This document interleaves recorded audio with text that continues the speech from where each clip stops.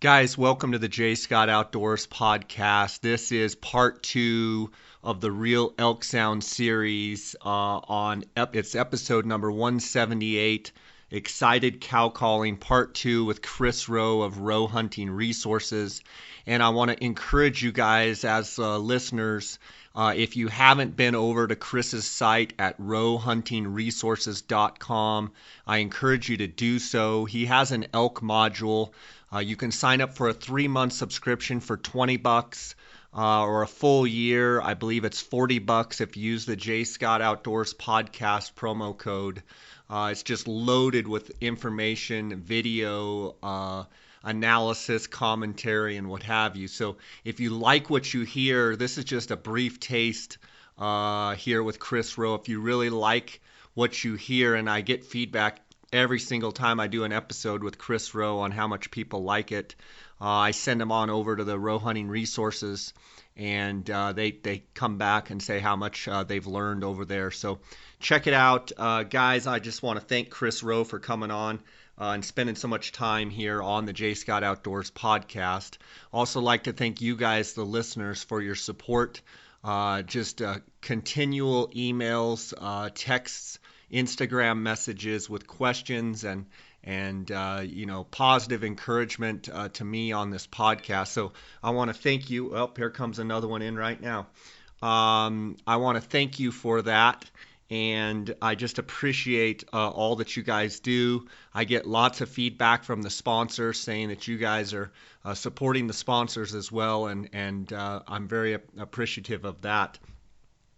Guys, I've got a new website that's being constructed, and it's every day it's kind of a work in progress, but it's getting better and better every day. It's jscottoutdoors.com. If you want to stay updated on my hunts, got a lot of great hunts coming up here this fall with the beaver hunt, some guided elk hunts, the Arizona auction, desert bighorn tag, a bunch of general season sheep hunts, and mule deer hunts, coos deer hunts, just great stuff.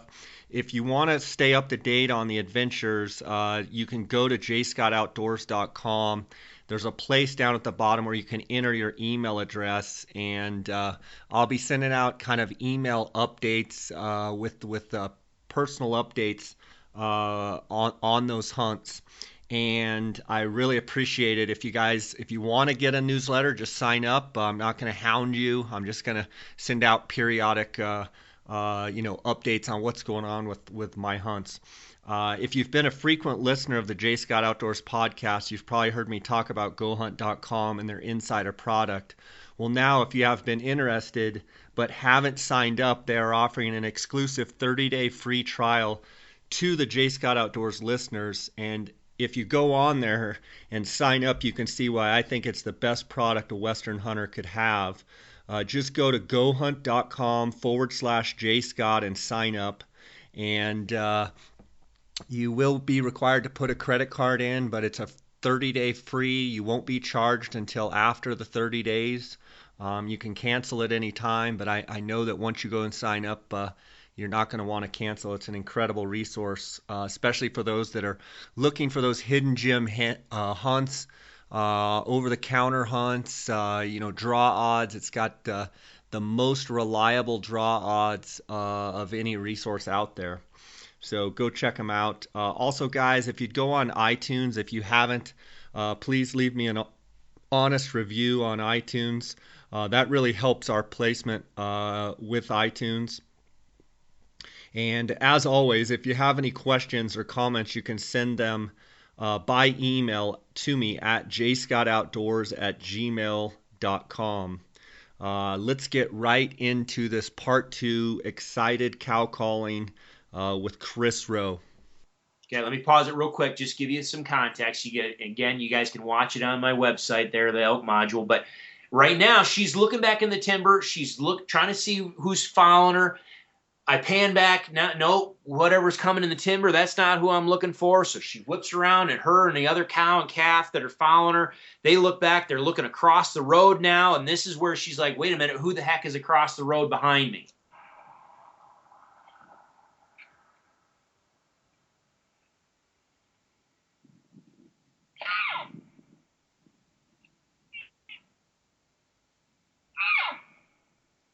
Perfect. Let me pause it right there. There again.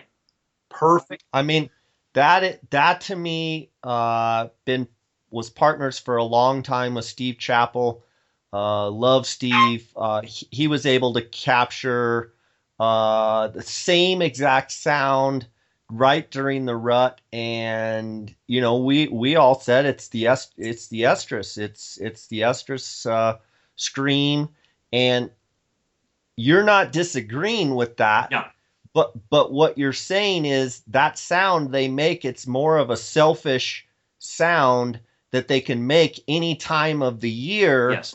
But that absolutely during the rut, you hear that more probably because they're wanting to get bred and they're wanting to get their way. Well, if they cannot, it, that is low. Yeah, that she could absolutely be doing that. And there's a very, very famous video on YouTube that somebody posted up there of a cow, literally point blank, who goes by this guy's camp.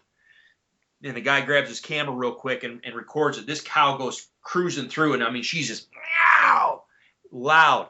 If she is separated and not finding somebody and needs someone to either, respond vocally or show up and come to her, this is absolutely a vocalization she could fire away with. So yeah, if she needs to get bred and she's out there cruising country searching for a bull, absolutely she can do it.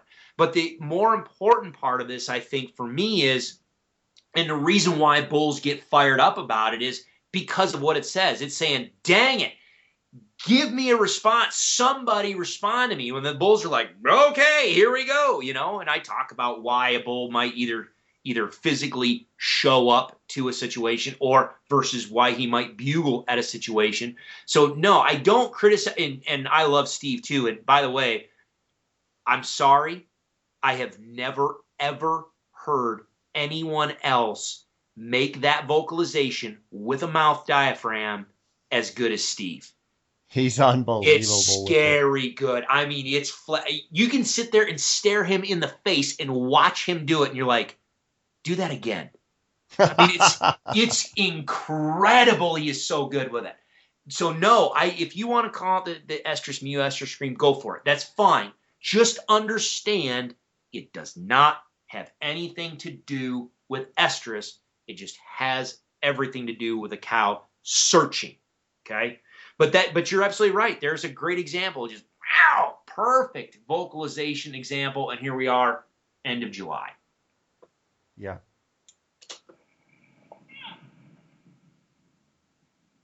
All right, and you heard that just that's kind of what I coined. And again, when I talk about certain vocalizations, I'm not saying that that's the end all be all, that write it in the Bible gospel that's what it is. I just talk about some of the vocalizations just so we can have a frame of reference. You will hear cows do that, and that's what I ended up talking about, a demanding mew. You'll hear cows will do this. I mean, it's just a basic contact mew, but they put a little force, just a punch. They punch it, and you'll hear that after, whether it's a lost mew, whether it's an assembly mew, it will come usually it's going to come after something that they just said, and it's like a punctuation mark on whatever, where are you? Dang it. Or come to me now, and it's a perfect example right there. She gives those selfish mews and then throws that little demanding in there.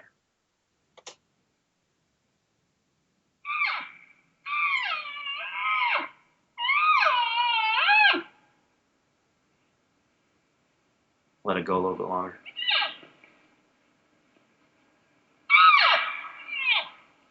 There you go. Perfect. Yeah, lost mew, lost mew, and then demanding, where are you? Dang it, give me a response. But, I mean, you're borderline, some of those frustrated whines right there, I mean, those are borderline bugles again. But she's standing in this wide open meadow. I mean, literally wide open meadow, standing there looking around. She's looking in the timber. She's looking across the road. She is searching. So keep that in mind if you want to do this type of vocalization. People talk about, and this is why we entitled this, excited cow calling. You hear people talk about all the time. Oh, I want to do excited cow calling. I want to build that excitement. Okay. Well, what does that mean? Well, most of the time, people are just, I'm just going to throw out a whole bunch of different cow vocals, cow sounds. Well, again, passive versus targeted, chirps and mews. If you're just doing chirps and mews, they carry an entirely different connotation and a different visual image than, say, lost mews, whines, and stuff like this. To where if you want to sound excited, if you want to do excited cow calling, if you want to get aggressive with your cow calling, okay, do it. But this is the direction that you need to go in order to make it realistic and actually have the success that you want to follow. Good point.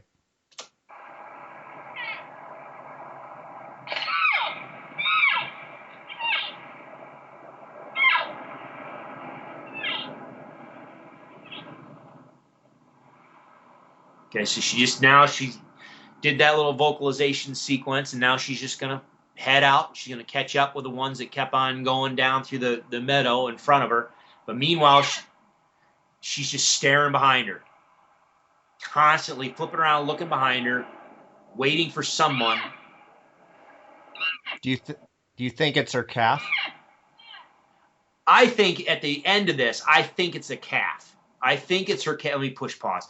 And the reason why I say that is because now she's vocalizing. She's catching a glimpse of other elk that are walking behind us. They're on the other side of the road, down over this little ditch. So all you can see is their heads, okay? And she sees them moving, and she's vocalizing.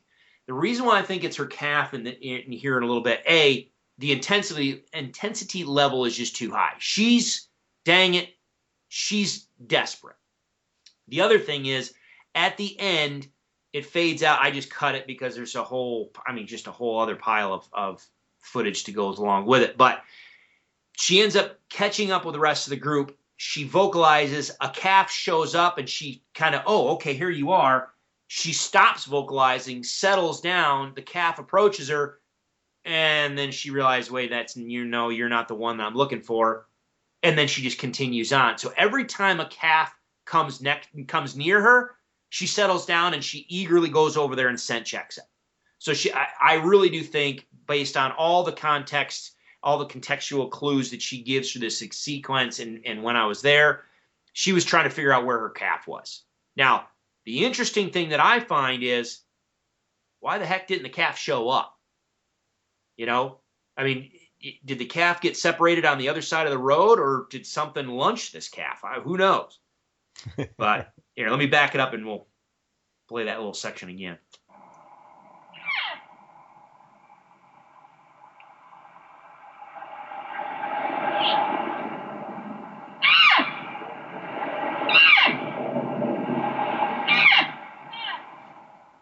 Perfect. I mean, I'm sorry, I geek out on this stuff. This is what I love. But yeah, you hear that selfish mew, demanding mew. Just, where are you? Where? Dang it. And then she turns, walks off.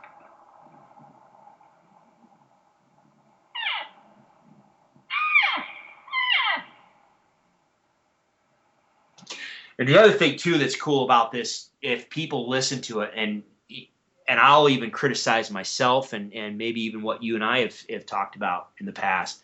We talk about all the time, you want your cow sounds to be crisp and clear. The way she's vocalizing and the way her vocal signature is, I think if you wanted to match this cow, I think you have to do all your cow calls through a tube. She's got that tubish, if that's a word, tubish quality to it, Yeah, I hear that too, and thinking of how I can mimic that. And the one thing that I just think in the mechanics of how I cow call, and I've talked about it a lot, is in my mind at the end, she's opening her mouth and she's probably not, but I think the only way that I can make that sound is dropping that lower jaw and I see so many people cow calling and they close their lips at Yes. the end and it makes this like eel sound like Yep. what, the old, diaphragm, instructions used to say. And it's like, Yep. no, dang it. You probably did the worst service to, trying to do a good thing and actually probably, totally destroyed people's cow calling. And I think you've got to get that jaw open and yeah, Yeah. yeah, Yep. and throw that voice into it and um yeah, for sure. I mean, it's just incredible sound, and that's the whole purpose of these Real Elk Sounds episodes. In For me, selfishly, I like you said, geek out on this stuff, and I try and listen to as many cows as I can and have as many sounds in my arsenal as I can, because I think the more that you do, the more you have to play with. And I think if your cow calling is one dimensional and, basically one sound, that's not going to work in a lot of situations. Yeah. Especially if you're working the same group over and over and over and over again.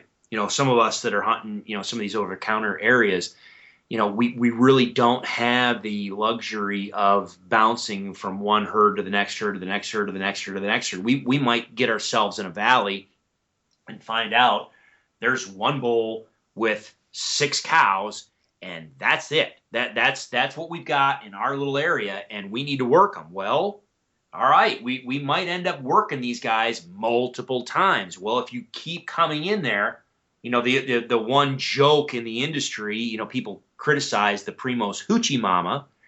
Well, the reality is there's some cows out there that sound just like a hoochie mama. The hoochie mama is a very accurate sounding cow call. The problem with it is because it's mechanical, it does the exact same sound every single time. And people are like, well, I can tell that's a hoochie mama. Well, yeah, because it doesn't change. There's nothing dynamic about it. There's really nothing organic about it. It's just this mechanical sound. Well, it's accurate, but it's always the same. And if you listen, Monotonous. yeah, it's monotonous. I mean, and it doesn't help when people just walk through the timber, just keep pushing it. But I'll tell you what, though, that call at times can work oh unbelievable. yeah, yes, I always have one I mean, just it's a great tool. But if you're gonna go in and you're gonna work a group over and over again, this is where you must. I mean, heck, your series on all the different cow calls you've been testing is gonna probably be huge because you must. I talk about this in the elk module. You must pick something that is going to give you a different vocal signature. I talk about the bell-shaped curve. I talk about the deep pitches. I talk about the bird-like sound. You've got to pick something that is going to diversify the vocal signatures that you can do. And just running a mouth diaphragm is not it, because your mouth engages a mouth diaphragm, and a diaphragm is a mechanical piece of equipment that you're going to have some limitations on that as well. So different mouth diaphragms built with different reed thickness, different reed stretches, open reed versus closed. We talk about the hyperlip. I always talk about the hyperlip double with the tone converter. There is nothing. I'm sorry. We can talk till we're blue in the face. Maybe the elk reel call. Now I might take this step back. Elk reel calls. The deeper pitch sounding ones do pretty darn good with an assembly mu. But as of right now, nothing compares with a hyperlip double with the tone converter attached for those mature cow sound, those mature assembly mus. Nothing touches it. But then again, there's other times I don't want that tone converter on there. And Jay, you alluded to it. You said open your mouth. Yeah, a cow can vocalize one of two ways. She can close her mouth and send all the sound out through her nasal cavity, or she can open her mouth. This cow is opening her mouth and she's sending everything out of her throat. You can see her stretch her head and neck out. I mean, she's sending it all through her throat, her nasal cavity, mouth. She is as loud as she can get. Bro. But they can do it either one of two ways: open their mouth or keep their mouth closed and send it through their nasal cavity. The Primos tone converter simulates what it sounds like when they keep their mouth closed. Essentially, that's what it is. So all of those things, all those different all those different calls can give you a different vocal signature, which makes you sound like a completely different animal, which then allows you to do, work the same group over and over and over again without, basically putting them on alert that something's not right. In this case, again, to round it back out, to match her, I think you do. You've got to use a mouth diaphragm, and I think you've got to put it right through a bugle tube. Guys, the title sponsor of my podcast is GoHunt.com Insider, and they're doing a 30-day free trial exclusive for the J. Scott Outdoors podcast listeners. Go to GoHunt.com/JScott and click on the blue free trial button and go through the steps. It only takes a couple of minutes. You will be required to provide a credit card, but you will not be charged until after the free 30 days. You can cancel at any time within the first 30 days to prevent being charged. If you have any questions at all, you can email freetrial@gohunt.com and someone from the GoHunt team will promptly respond. This is your opportunity to see what all the buzz is about and the filtering 2.0 system and the application strategies for the Western hunter. Real game calls featuring the elk reel.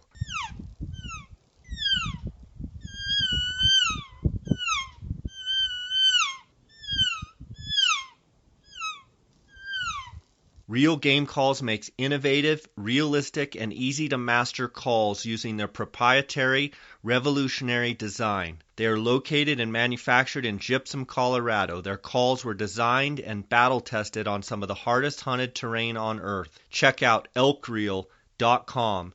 Use the promo code JScott and receive a 20% discount on all purchases. Go to www.elkreel.com. Yep, let's hear the rest of the clip. All right, I'll jump. Because I think she bugles several more times. Well, she gets excited. I'll jump it forward here, right here.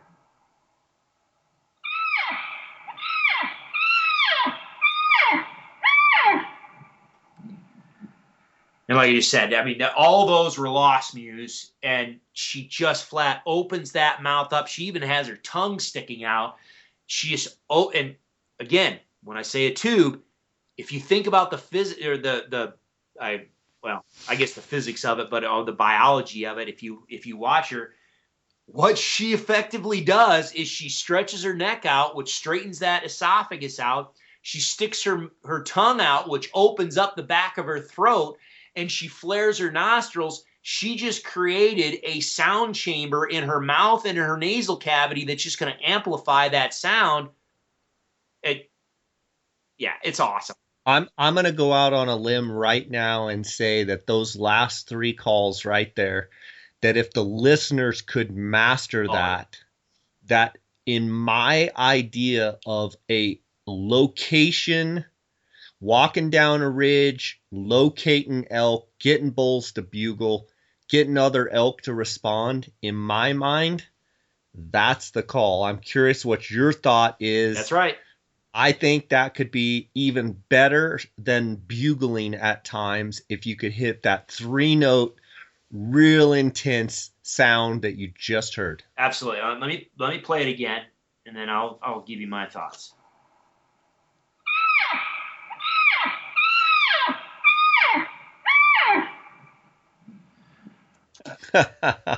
5 times. She's awesome. She's awesome. I'd love to have her in my pocket Oh and my just be God. like, touch her on the head when I want her to make that sound. For me, I agree. I mean, all those are lost mews. I do. If I'm going to use cow vocalizations, I talk about it in the passive strategy. You can watch me do it. I don't know how many times over and over again in the strategies and actions section on the module. Make vocal contact with that lost mew.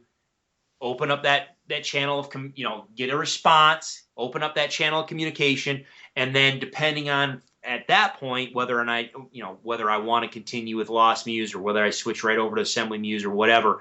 But that right there is what opens that line of communication. That is asking, boom, where are you? Give me a response. Okay. Again, we talk about all sorts of stuff on whether it's physical or whether it's audible, whatever. But I might not jump into this level of intensity right off the bat. However, I do not shy away from it. Last year, when you and I were down in Arizona, there was that couple situations where we were in some real open habitats, and those elk were way off in the distance. This is one of the things. I think we touched on it before for the listener. Jay, if you never get a chance to hunt with Jay or watch it, Jay is a master at sitting behind glass. Your binoculars and your spotting scope. I don't know how, you've got the patience of a saint. I mean, he can just sit there for hours and pick apart every nook and cranny and like, oh, there's an antler tip. Where me, I'm like, I physically start shaking. I'm like, I got to get down there. I need to weasel him out. I need to engage. Okay. So all these elk are out scattered out in front of us, and we're trying to lay eyeballs on them and trying to pick the best bull out of the group. And there's a whole pile of elk way out there that we just can't see. And I'm like, all right, I've had enough. I'm gonna start calling. I'm gonna get these guys excited. I'm gonna start pulling them out of the timber so we can see them. And so, yeah, I flat out start doing this as loud as I can. I just start ripping it, and we start pulling bulls out of the timber. What, half a mile, 3/4 of a mile? I think we were sitting there. I think one of them was pushing a mile away. Put him in our lap, but because we used vocalizations like this, obviously knowing what I was saying and why I was saying it, and putting them together in a logical manner. But wait, what did you just say? What's that? But it's important to actually know what you're saying. It's my opinion, man. But it was. I mean, I was calling as absolutely as loud as I physically could, and just got them things ripped up to where they were like, okay, fine, we're going to step out and take a look at what the heck is going on. And we pulled bulls out of the timber, and we're able to go from one to the next, and nope. Oh, that's a good one now. Okay. And we were able to start inventorying them. But it's because I was able to call like she is right now. Awesome stuff. Let's take a quick break here. PhoneScope is a company that makes custom-molded, precisely engineered smartphone digiscoping adapters. Photographing wildlife has never been easier. It is simple to text photos and videos from your smartphone and share them with your friends. PhoneScope stands behind their product with a 100% money-back guarantee. Get yours now by using the JScott16 promo code and receive 10% discount on all purchases. Check them out at PhoneScope. That's PhoneSkope.com, or on Instagram at PhoneScope. I have known the owners of the Outdoorsmans in Phoenix for over 20 years. They are the authority on optics and hunting gear. Outdoorsmans is the leading designer and manufacturer of high-quality tripods, mounting accessories, and pack systems for all hunters. Their customer service is the best in the business. Go to outdoorsmans.com or call 1-800-291-8065 and use the J. Scott promo code to receive 10% off any products. Utah Hydrographics is in the water transfer printing service, and they can dip almost anything into a wide range of camo patterns, designs, and colors. Whether it's guns, bows, tools, rifle stocks, vehicle parts, steering wheels, cups, or tripods, Utah Hydrographics loves taking things that are general looking and turn them into something that looks fantastic. Give them a call and see what they can do for you, and receive up to a 10% discount by using the JScott16 promo code. Visit them at utahhydrographics.com or on Instagram at Utah Hydrographics.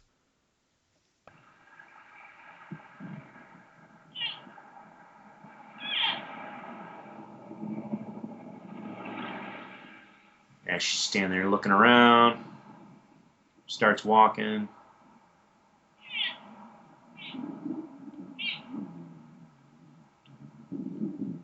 No, there you go. I mean, we can talk about that if you wanted. They're just that. And that's when she sees me standing there, and she's like, "Oh crap!" And then she spooks. All right, so let me play her again because we'll kind of round this little sequence out here a minute. But I want to talk about context. So let me play that last section.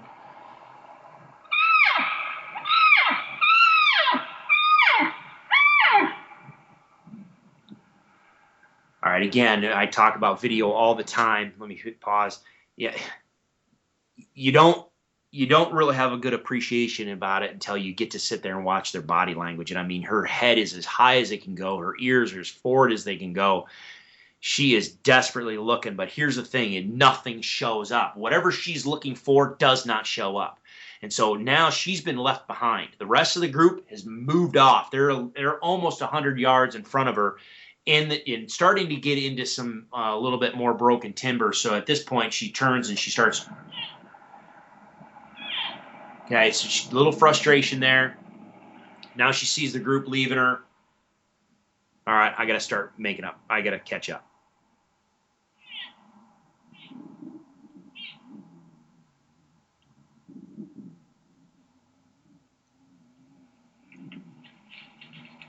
All right, you hear those. She kind of runs away. She finally notices that I'm standing there looking at her, but you could hear her as she turns and starts walking off. Just that, eh, eh. That right there. I think, and I'm going to give you guys a little bit of something. I think for me, when I make up, if I need, if I'm setting up and I'm calling, and it's not working, or I need to move and I need to change position, or I need to get closer, or whatever. I need to go from where I just was to somewhere else. A lot of times I will throw those little subtle sounds in just like that. And I'm telling you, I really do believe there are a lot of times that little bit of realism is what ends up turning the next time. When I set up the next time, that's when usually things happen. I think that little bit of realism of just that kind of frustration of just eh, eh, eh, eh, as I'm walking, and I'm doing it as I'm walking. I pick the tripod up, or I grab my bow and I start walking. I'm snapping on a twig. I'll snap that branch as I'm traveling. I'm going to make it sound like I'm walking, and I will do that. Just most hunters don't do that. Number one. Most of the time it's going to be a real elk. So even if that animal that I'm calling to is down the hill, or in front of me 100 yards or whatever, they hear that. That little tiny bit of realism, I think, sometimes is all that it takes to really seal the deal, and make that next setup that much more effective. Awesome stuff there, Mr. All Chris. right. Well, then well, I tell you what, we'll just skip ahead. I'll round out now because she catches up with the group. She goes into the timber. There's one more little flurry. I think it's good. We'll round it out, and she'll end up on that selfish mew, and we'll kind of talk and see where we want to go.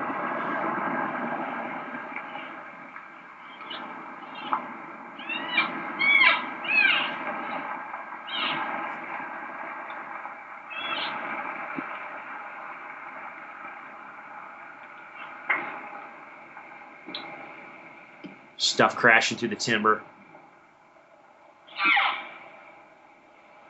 And there we go. Okay, you can hear the branches breaking, the limbs breaking. The cool thing about that, too, is, again, we're talking about trying to get better with your calling. If you heard her there, high, low, medium, higher, low, it's not the same monotone mew every single time, even though they're all lost mews. They had the same rough duration. There's inflection there. High, low, medium, just And then she turns, she hears some snap and pop in the timber behind her. She whips around, ears forward, and that selfish mew again. Where are you? Who is that? Who is it? So all of these things, that's why I wanted, when we were talking about doing another episode, I was like, dude, we've got to talk about this one. Because there's so much. If you want to really master your cow calling, she's the one that you want to try to be like.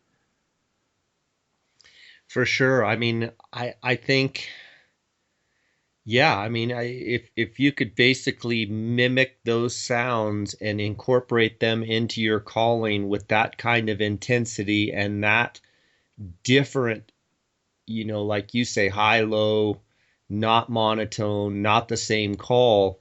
I mean, that just makes you a better caller. And it's amazing how when you really start breaking down these sounds, how much they all have their own signature, like you say, and they all sound a little different.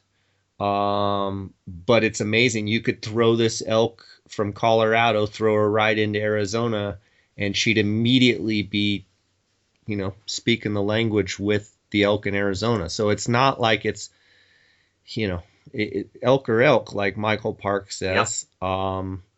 But it's interesting to listen to all their different real sounds, the vocalizations that each one of them make, and then try and incorporate that into, my own calling. And that's where I've managed over the years to get better and better and better is to, hear these types of sounds. And I think that's why I felt it was so important that you and I do this series. There's more, more to come. And I think that's why there's so much value in the Row Hunting Resources elk module, because not only do you get to hear it, but you get to see it. Yeah. And, I think that's huge, being able to know when to use those certain calls and know what type of body language to look for when you're looking through your binos and you see certain things that the elk are doing, and then you hear it, you're able to go, oh, I know what she's doing. Well, and not only that, and yeah, you nailed it. I mean, that's why we have so many, repeat subscribers every year. Folks come back and resubscribe because A, we're always building on the library of stuff that's in there, but B, it's just you want to be able to practice. You want to be able to keep hearing these things. Will Primo said it the best. I mean, it's hard for people that don't live with elk every day to really master something that they never hardly ever hear. And so the best things you can do is try to listen to them and watch them as much as you can. Well, now with video and I mean, heck, this sequence here, I got a new camera. It was recorded in 4K. So if someone's got a 8-foot monitor 4K, I mean 4K TV screen or whatever, this thing looks awesome. But I mean, you get to watch it, you get to see it, you get to hear it, you get to practice it. But yes, you get better at it. But and not only in like the gallery footage, all that stuff, you watch them and you get to understand what they're doing, and you can decipher what's happening and then act accordingly. But the other flip side of this is if you're going to vocalize, now again, let me just preface this whole thing with this sequence that we're talking about. This is excited cow calling. Again, this is not, I don't jump into this level of vocalization right off the bat. This is what I might build up to if I'm in a situation like her where I need to command the attention. I need to pull the attention to me. I need to, either elicit a response or get someone to show up. If I have to build my intensity, this is what I'm going to probably end up doing. However, the important thing that the video can allow you to do is actually see what she is doing. And in this case, if I am going to reproduce this type of calling, this type of communication, then I better darn well understand that I am simulating a cow that is up on her feet. She is out in the open. She is moving. She's dynamic. This isn't a situation where this cow is tucked behind this one little tree and hiding there and just standing like a stone. So if I'm going to reproduce this type of vocalization or this type of communication sequence, I have to understand that any bull that's responding, or it doesn't matter if it's a cow or bull or whatever, any other elk that is going to come into my setup is going to be expecting to see something like this. So this is where your setup has to be crucial. You have to have some sort of cover behind you that they cannot see through. Do you have to be maybe a little bench that that you're simulating that sound coming over that bench to where they can't see past that bench without walking up to that, what I talk about all the time, the doorway. Okay, your setups have to be crucial. Down where you and I have been down in Arizona, and some of that where you've got that pinyon juniper country, it's perfectly made for this because it's the habitat is so broken up they can't see more than 30 yards, 50 yards in some places. They have to continue to come through and search. But if you're a type of person that's, depending on where you're hunting, if you're in an open aspen stand, do not.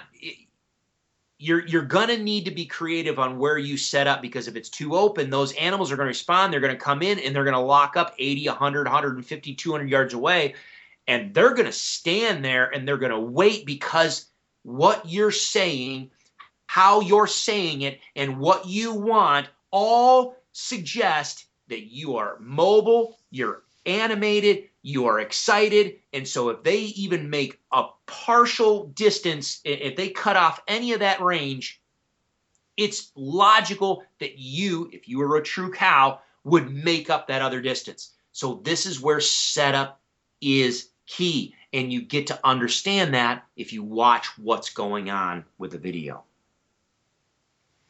Absolutely. Chris, I want to give you a chance to let people know about the elk module, how they can get on the elk module. I mean, it's so expensive. It's five or $600, I think. Oh, I think actually it's $20. Yeah, thanks. Yeah, no, I mean that's the thing about it. We try to make it to where it's economical. It's thousands of dollars of value for $20 if you use the J Scott promo code. I'll let you walk through how people can find you. And I get feedback all the time from my listeners, guys that just love the elk module at Row Hunting Resources. So I feel like I can shout it, get out on the rooftops and shout this out, because I know what kind of value it has and I know what's on there, and I get feedback all the time from listeners of how great it is. And take it away, Chris. Well, I do. I appreciate that, man. I mean, we kind of have a similar philosophy on a lot of things, and like you said, you kind of geek out on this stuff too. So I mean, if folks are listening to this and they enjoy this stuff and they're passionate about elk and calling elk and they want to learn more, that's what it's about. I mean, I do. I love this stuff.